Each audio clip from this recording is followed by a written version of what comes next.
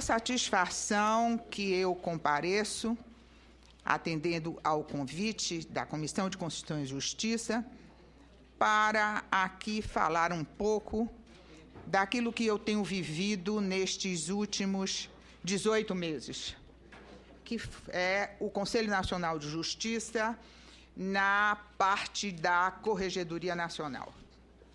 Eu quero dizer aos senhores que eu sou juíza de carreira, estou há 32 anos nas funções judicantes e há alguns anos eu me preocupo consideravelmente com os aspectos do poder judiciário que eu venho, ao longo dos anos, criticando, mas a crítica construtiva de quem quer bem e quer que o poder assuma o seu papel constitucional que a Constituição de 88 estabeleceu para o Poder Judiciário.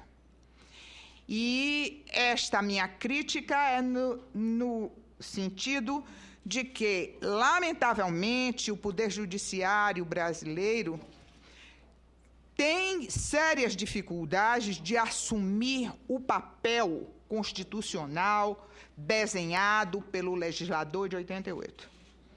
Porque nós continuamos com um discurso antigo, um modelo antigo e uma estrutura que não está se aguentando para assumir as responsabilidades impostas pela Carta de 88.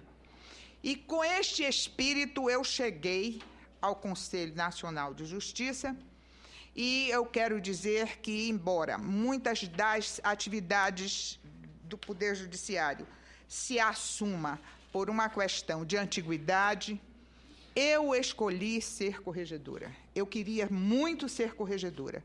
E por que eu queria ser corregedora? Eu queria ser para fazer um pouco mais, abrir um pouco mais a visão de que nós precisávamos, em primeiro lugar, fazer um meia-culpa, mas não um meia-culpa interna. Nós precisávamos falar para os nossos jurisdicionados que nós não estamos bem, que nós temos dificuldades estruturais.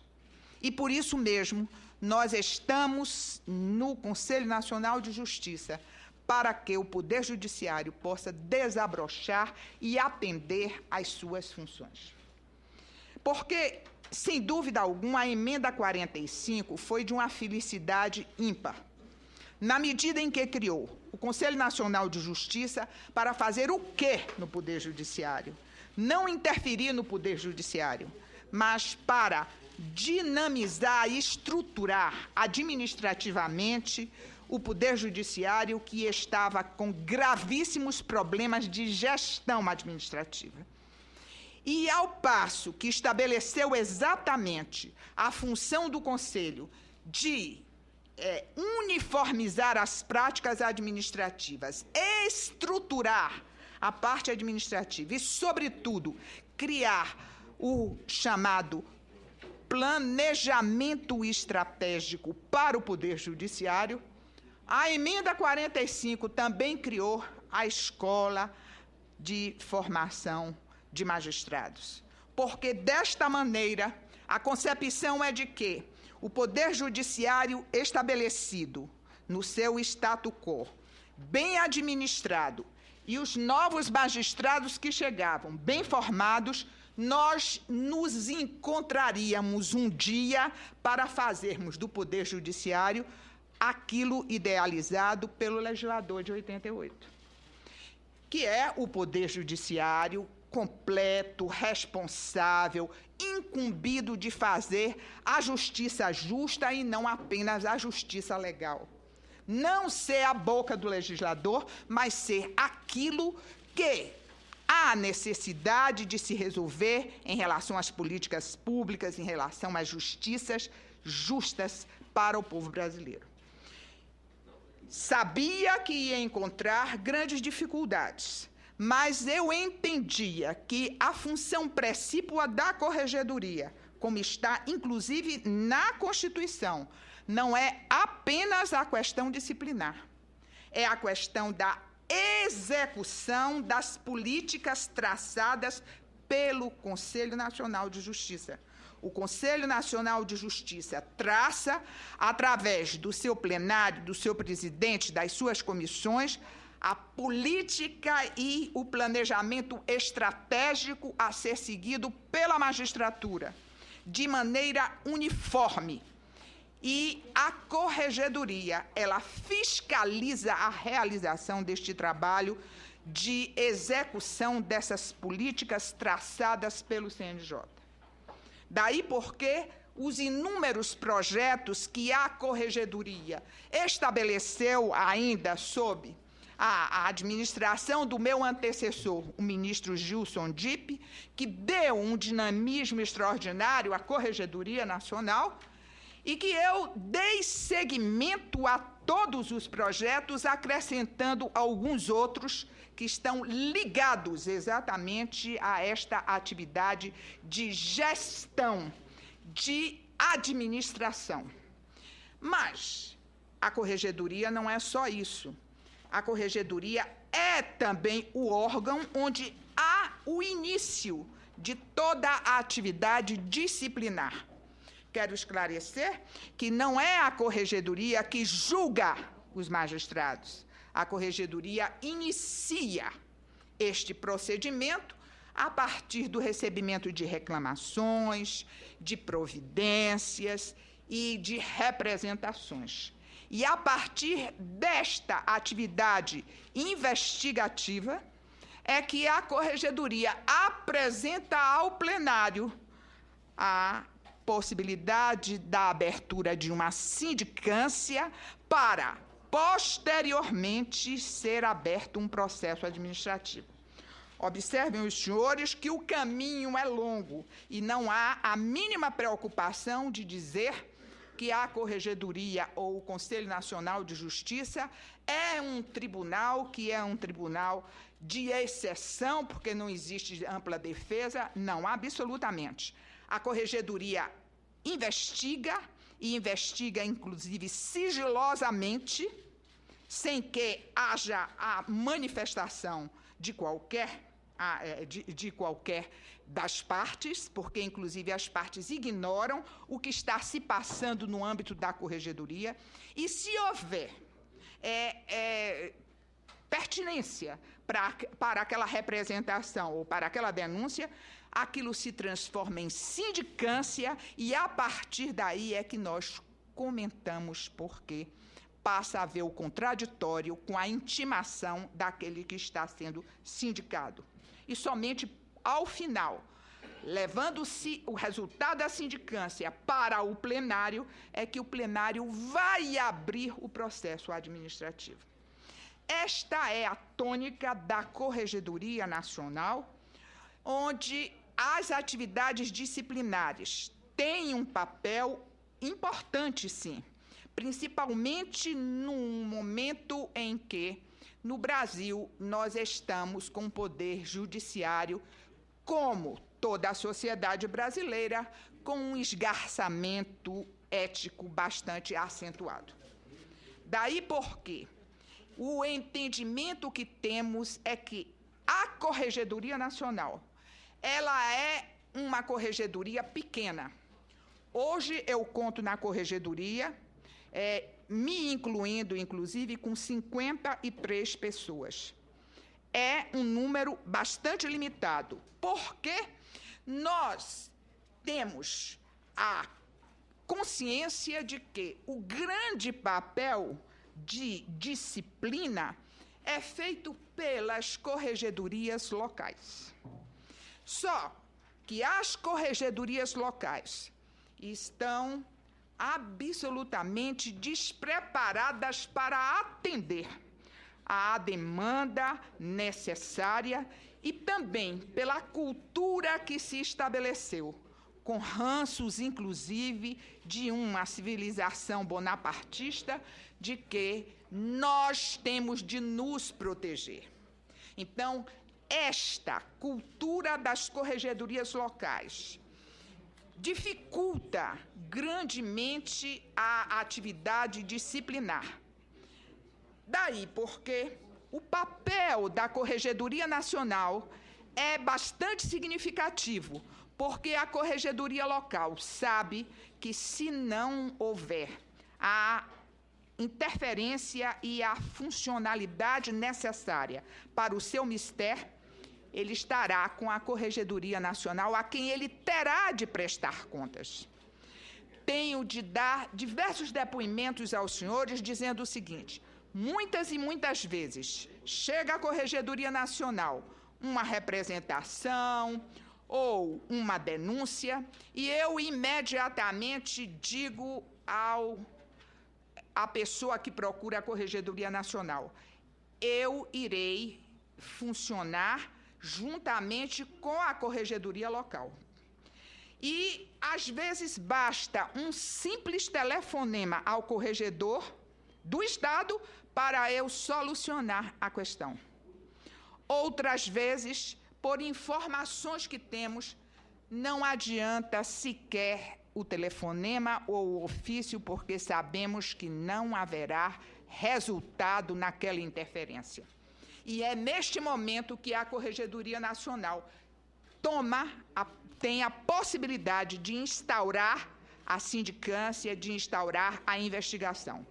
Isto é importante frisar, porque esta competência concorrente é o que dá toda a força à Corregedoria Nacional.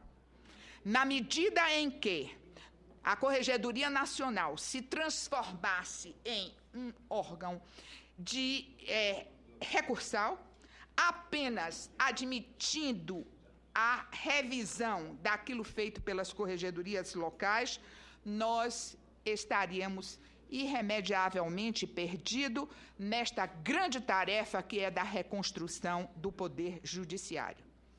Quero esclarecer aos senhores que foi efetivamente maravilhosa a decisão tomada pelo Supremo Tribunal Federal. Decisão, inclusive, que não precisava ser tomada se nós olhássemos lá adiante, desde a criação do CNJ, a posição tomada pelo próprio Supremo Tribunal Federal, que admitiu a autonomia do Conselho Nacional de Justiça.